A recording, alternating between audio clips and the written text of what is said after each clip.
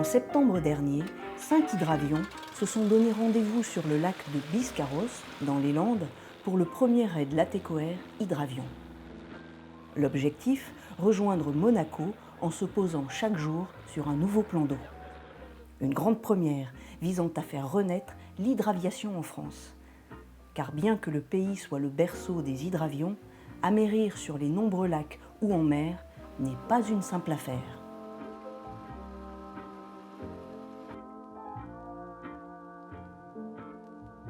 Ce qu'on fait aujourd'hui ici, c'est disons la veillée d'armes du raid Latécoère qui part demain de ce terrain vers 10h du matin et qui va parcourir toute une traversée de la France du Sud vers Monaco en passant par le lac de Carbone, côté Revel, Villefranche-de-Panat, Saint-Laurent-de-la-Salanque, Martigues, Marseille, Martigues, Saint-Tropez, Monaco. Ça va prendre une bonne semaine et ça va être super.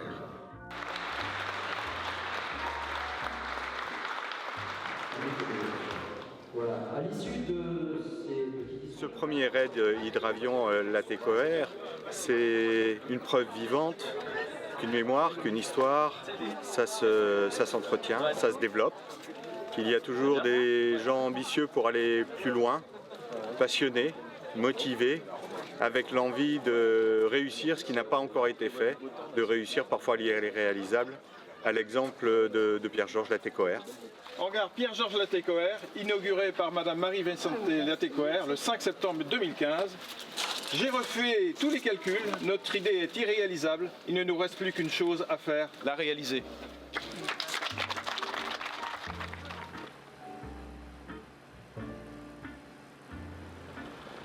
Durant l'après-midi, des vols découvertes avec des amérissages sur le lac de Biscarrosse sont organisés par Aquitaine Hydravion, seul aéroclub spécialisé hydravion en France.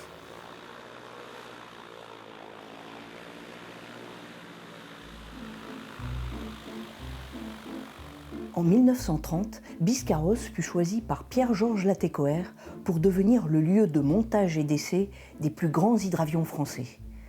Du lac de Biscarrosse, plus de 120 hydravions gigantesques ont ainsi décollé à destination de New York ou de Fort-de-France. On les appelait les paquebots déserts. Aux commandes de ces prestigieux appareils, des aviateurs comme Mermoz, Guillaumet ou Saint-Exupéry.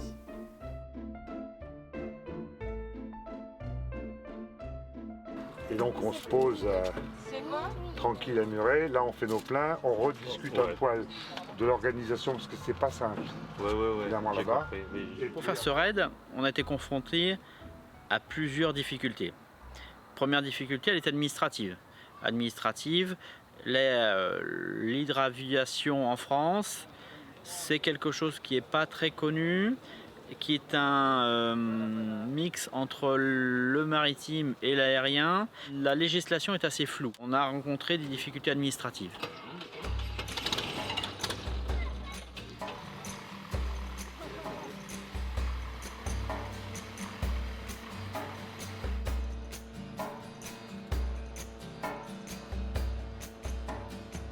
Après environ 1h30 de vol, les amérissages s'enchaînent sur le plan d'eau de Carbone en région toulousaine.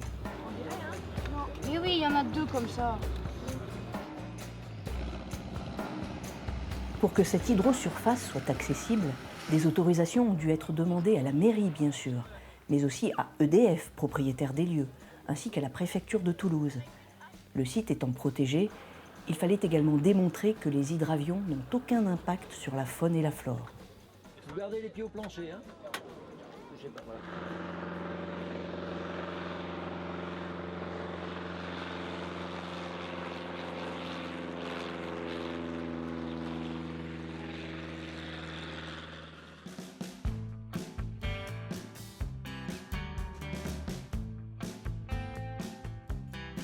La première escale de la journée s'effectue sur le bassin de Saint-Ferréol.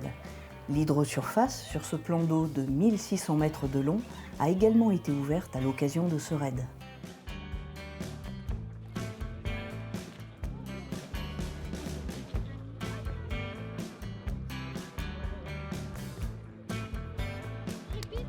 fait un peu de ménage. Donc on va, comme le lac est bas et que le décollage va être pointu, donc on allège au maximum l'avion et on retire les moyens d'amarrage de l'avion lourd.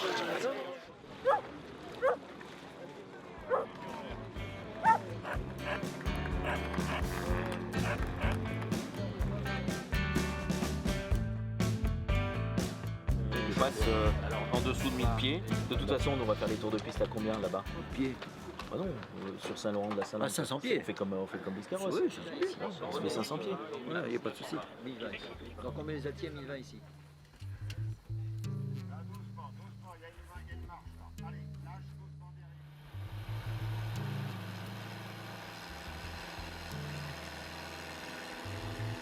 Aujourd'hui, cap au sud pour les 3 Piper PA-18 et les 2 hydro-ULM Simax, avec un léger détour afin de survoler le fameux viaduc de Millau.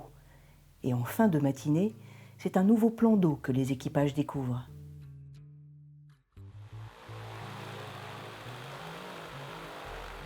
Nous sommes posés à Port-Barcarès. Port-Barcarès, Saint-Laurent de la Salanque, 2 communes qui étaient autrefois une seule, qui se sont séparées. Donc un site historique pour Pierre-Georges Latécoère, puisque c'est ici, sur l'étang de la Salanque, un superbe plan d'eau. C'est ici qu'on faisait les essais en vol des premiers Latécoères. Ils étaient assemblés, fin d'assemblage ici à Saint-Laurent, et premier vol ici.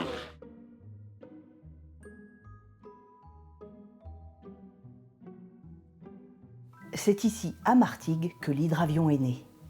Ingénieur et aviateur français, Henri Fabre inventa le premier hydroaéroplane qui effectua son premier vol sur l'étang de Berre, près de Martigues, le 28 mars 1910.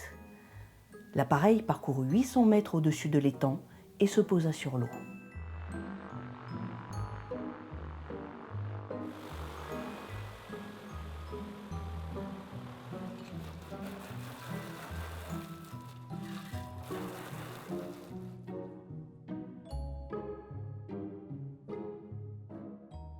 C'est ici et c'est un territoire très légitime pour l'hydraviation. Dans les années 30, très rapidement, à la fois la famille Latécoère, mais aussi d'autres constructeurs, ont amené ici dans le port de Marseille des hydravions complètement gigantesques avec 6 moteurs. Mermoz et Saint-Exupéry ont fait des ronds en l'air ici et il y avait même une ligne Marseille-Alger en hydravion. Donc l'hydravion, c'était quelque chose qui était à la fois très pratique pour les gens et très populaire.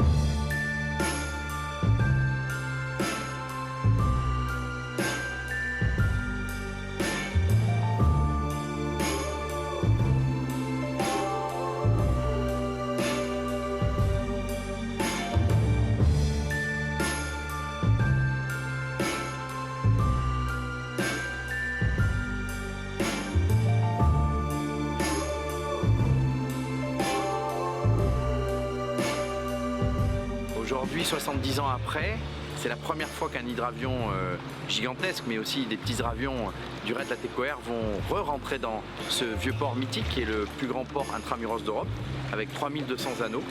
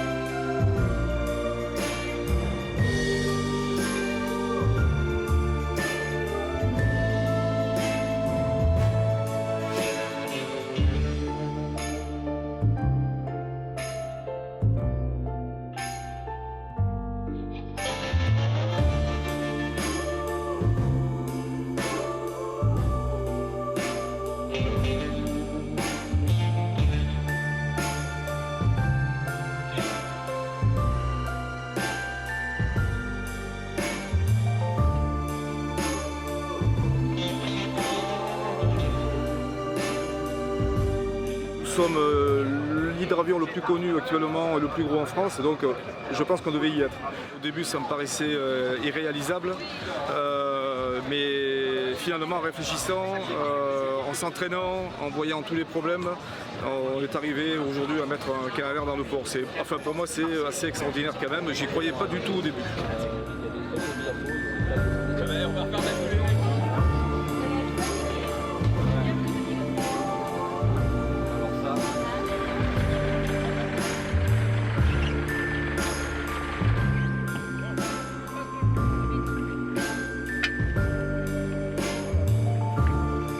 L'arrivée sur les îles du Frioul avec survol du port de Marseille à 200 pieds, j'avoue que c'était quelque chose d'assez magique. Pour un pilote de ligne qui a l'habitude de voler en Airbus et assez loin des autres avions, là nous étions regroupés et je pense que d'en bas le spectacle était sympa, en vol c'était exceptionnel.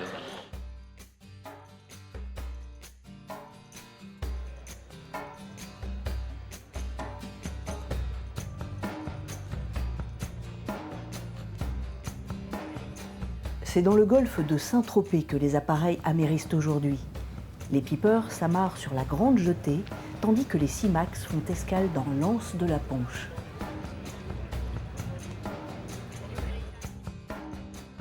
Dernière escale pour le raid hydravion, Monaco. Autre site lié à l'histoire de l'hydraviation, puisqu'en 1911, l'hydroaéroplane d'Henri Fabre volait ici au prestigieux concours de canot automobile. En 1912, 8 biplans s'affrontaient pour le premier concours d'aéroplanes marins, comme on les appelait à l'époque. Impressionné par les performances des appareils, l'industriel Jacques Schneider décide de lancer une compétition annuelle d'hydravions. La première édition se déroule en avril 1913 à Monaco et sera remportée par le Français Maurice Prévost.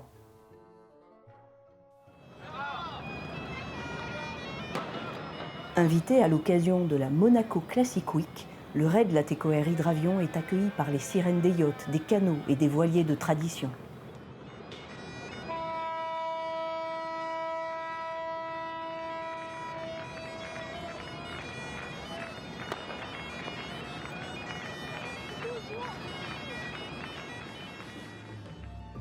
Près de 1300 nautiques auront été parcourus par chaque appareil et 10 plans d'eau visités durant ces 8 jours.